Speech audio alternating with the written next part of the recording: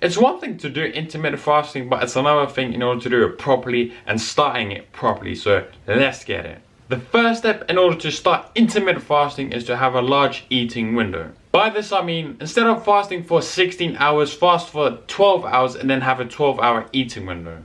Now the reason for this is, think about it, when you start something new, your body's not used to it, your body needs to adapt. So when you first start intermittent fasting, right, you're going to have these hunger pangs in the morning, your stomach's going to make this weird rumbling noise, all this kind of stuff. So you really want to start off slow and then build it up. The second step is to drink a lot of water and black coffee, right? So the reason being is because when you wake up in the morning of all these hunger pangs, most of the time it's just your body being deprived of water. So drink a lot more water. Now the second step, the reason I told you to drink more black coffee is this. You need to use black coffee as a strategic tool, and most people don't do this when they first start intermittent fasting, so therefore they just make it a lot harder than themselves than they really need to, right? So black coffee, top tip. Now don't drink loads of black coffee as soon as you wake up, alright? Don't just drink 2 liters of black coffee.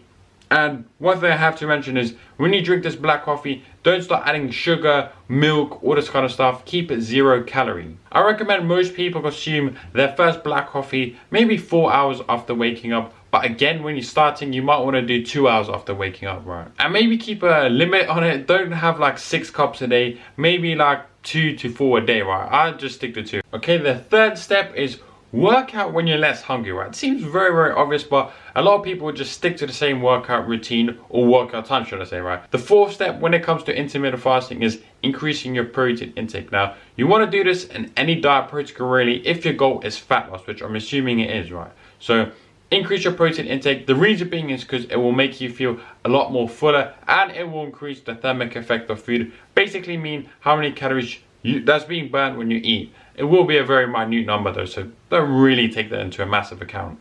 You might want to shoot for a protein intake of about 1 to 1.2 grams per pound of body weight, right? Now, some people might say this is an unnecessary amount, but you don't need to eat this much protein, right? The only reason I recommend it is because it provides a lot more satiety. The fifth step in order to start intermittent fasting is not to eat any junk food, right? Just because you're fasting for 16 hours doesn't just give you the eligibility to just go to the supermarket or whatever and just put all the junk food in a trolley and just consume it, alright? That's not how it works. It comes down to how many calories you consume per day. So really keep that in mind. Okay, so the main benefit of intermittent fasting is that it improves your focus and concentration. Here's the reason being, right? Because a lot of people just jump down my throat by saying breakfast is the most important meal of the day, and you've heard this from countless and countless of people. I'm still hearing it now on audiobooks and all sorts of shit. So here's the thing. From an evolutionary standpoint, right, here's how it works. When we were cavemen and all that kind of shit, when we'd wake up in the morning, we'd have energy, we'd be like really focused, concentrate. But then once we ate, once we've hunted that thing or whatever, then we rest, right? Then that's when we rest. Oh, we don't need to go find anything. That's when our energy levels might not be as high, or should I say our concentration levels, right? So one thing I have to mention though is that a lot of people they can't do intermittent fasting. It doesn't suit them, and that's absolutely fine. It does not suit everyone. However, I have to mention that it does take a while to adapt, right? It took me quite some time to adapt. I got a bit dizzy, lack of concentration and focus. Okay, so it's one thing to lose weight, it's another thing to maintain weight. You see this all the time, right? Some really, like, there's massive fat loss occurring, obese to like good shape, and then all of a sudden they can't maintain it anymore, right? So maintaining weight's a lot harder. But here's how to do intermittent fasting the proper way.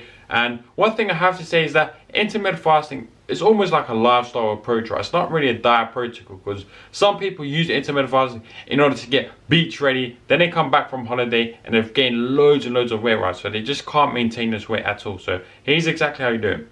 Number one, don't worry how many hours you fast per day exactly, right? Don't just watch the clock. Okay, 2 minutes left before I can have a meal, right? If it's been like 15 hours and you're getting extremely hungry, where you normally fast for, let's say, 16 hours, and you just couldn't do it that day, then just consume food at that 15-hour window, right? You need to make the diet as like suitable and as adherent as possible. Make it as easy as possible. Okay, so check out my other video on how to do intermittent fasting without doing any exercise whatsoever, if that's what you're interested in, and subscribe to the channel down below if you haven't already. I'm using science in order to get people jacked daily, man. So stay positive, stay smiling, let's get it, and I'll see you in the next one.